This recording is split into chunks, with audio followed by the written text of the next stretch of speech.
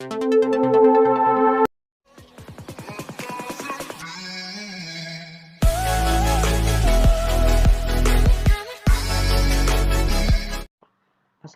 warahmatullahi wabarakatuh. Dalam kesempatan kali ini saya akan membahas sedikit mengenai metodologi penelitian.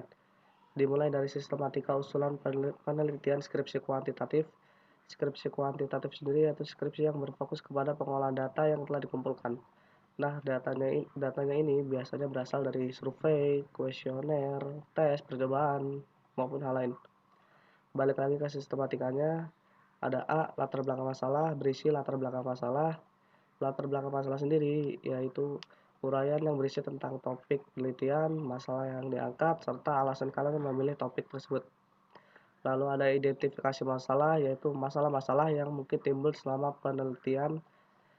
Selanjutnya rumusan masalah, yaitu pertanyaan-pertanyaan mengenai suatu hal atau kejadian selama penelitian yang biasanya berbentuk kalimat tanya yang singkat, padat, dan jelas.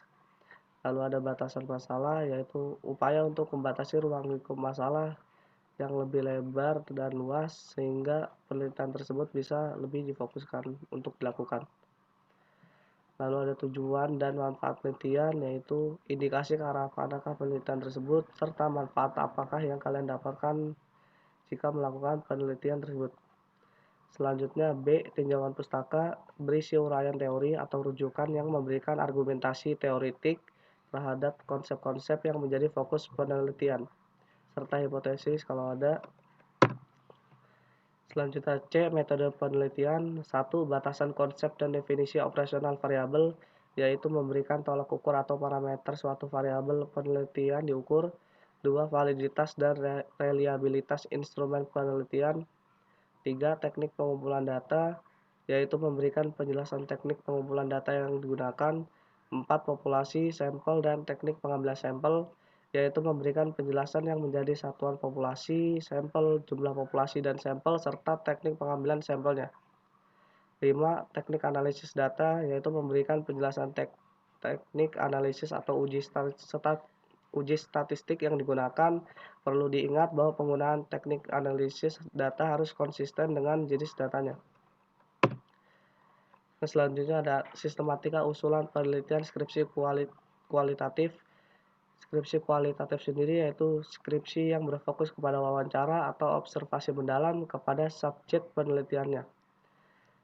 Balik lagi ke sistematikanya, ada A, latar belakang masalah, berisi latar belakang masalah, identifikasi masalah, rumusan masalah, dan batasan masalah, serta tujuan dan manfaat penelitian.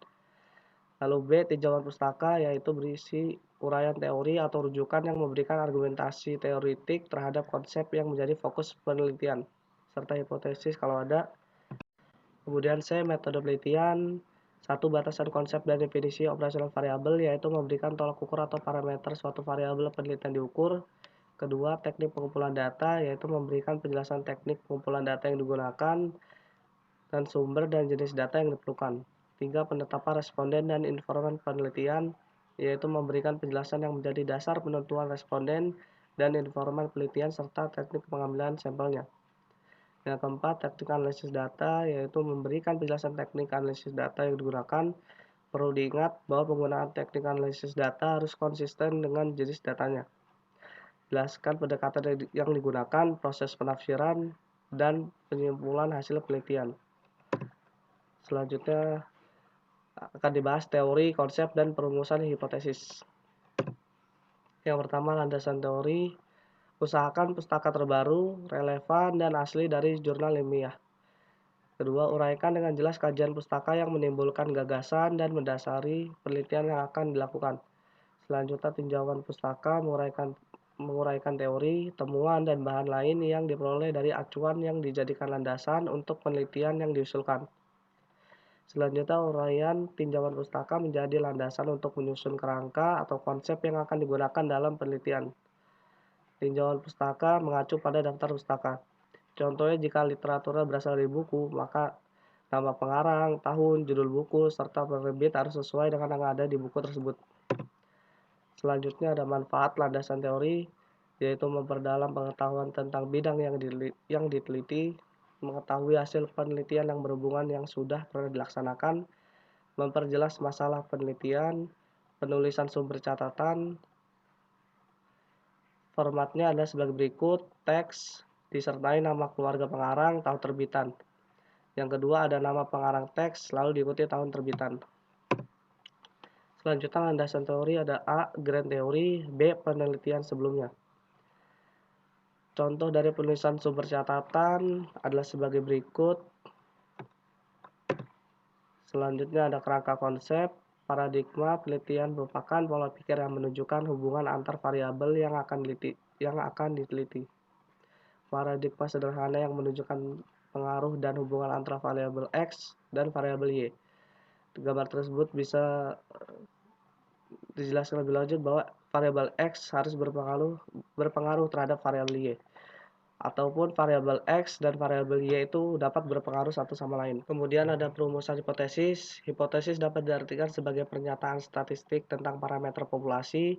Dalam penelitian, hipotesis diartikan sebagai jawaban sementara terhadap rumusan masalah penelitian. Jenis hipotesis: A. Ada hipotesis tanpa arah, yaitu hipotesis yang belum tampak apakah variabel independen dapat mempengaruhi variabel dependen. Contoh, kualitas audit mempengaruhi kualitas laporan keuangan. Kemudian B. Ada hipotesis berarah, yaitu hipotesis yang sudah jelas bahwa variabel independen dapat berpengaruh terhadap variabel dependen. Contoh, kualitas audit berpengaruh positif pada kualitas laporan keuangan, atau kualitas audit berpengaruh negatif pada kualitas laporan keuangan. Yang selanjutnya ada gambar hipotesis statistik adalah sebagai berikut. Saya akan lanjut. Kemudian ada nama simbol maupun definisinya. Saya akan lanjut juga. Dalam statistik dan penelitian terdapat dua macam hipotesis, yaitu hipotesis nol dan alternatif. Hipotesis nol diartikan sebagai tidak adanya perbedaan antara parameter dengan statistik, atau tidak adanya perbedaan antara ukuran populasi dan ukuran sampel. Dengan demikian, hipotesis yang diuji adalah hipotesis nol, karena memang peneliti tidak mengharapkan adanya perbedaan data populasi dengan sampel.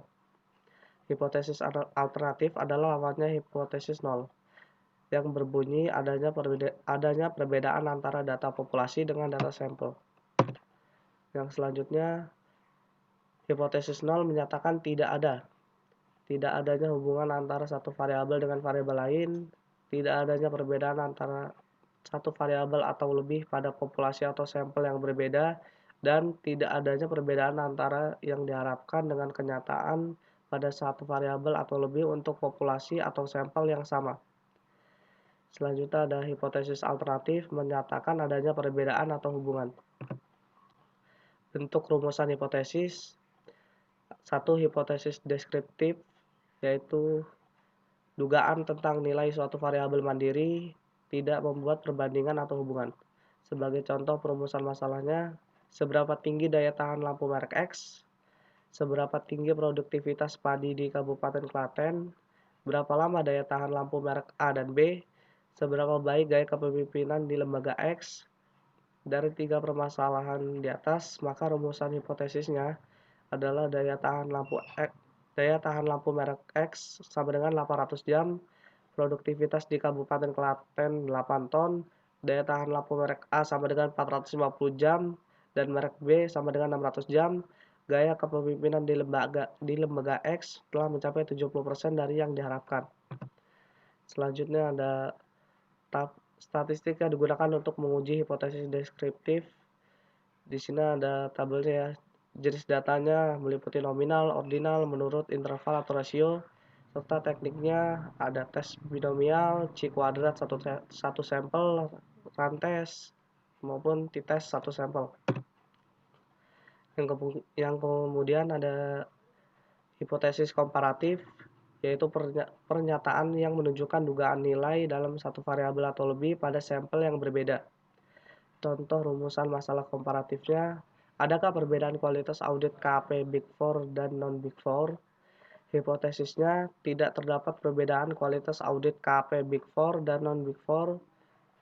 Kualitas audit KAP Big Four lebih rendah dibandingkan KAP non-Big Four. Kualitas audit KAP Big Four lebih tinggi dibandingkan KAP non-Big Four. Kemudian ada statistik yang digunakan untuk menguji hipotesis komparatif. Ya, di sini ada macam datanya, ada interval rasio, nominal, ordinal, kemudian ada bentuk komparasinya, ada yang 2 sampel, ada yang komparatif sampel, lalu berikut korelasi dari independennya. Saya akan lanjut saja. Hipotesis hubungan atau asosiatif, yaitu suatu pernyataan yang menunjukkan dugaan tentang hubungan antara dua variabel atau lebih. Contoh rumusan masalahnya adalah adakah hubungan antara gaya kepemimpinan dengan efektivitas kerja? Rumus dan hipotesis nolnya adalah tidak ada hubungan antar gaya kepemimpinan dengan efektivitas kerja. Yang selanjutnya ada statistik yang digunakan untuk menguji hipotesis asosiatif. Macam atau tingkatan datanya meliputi nominal, ordinal, interval dan rasio. Teknik korelasi yang digunakan meliputi koefisien kontingensi, Spearman rank, kendal tau, persen produk momen, korelasi ganda, dan korelasi spasial. Sekian penjelasan singkat dari saya, semoga dapat bermanfaat bagi kalian semua. Wabillahi taufiq wal hidayah. Wassalamualaikum warahmatullahi wabarakatuh.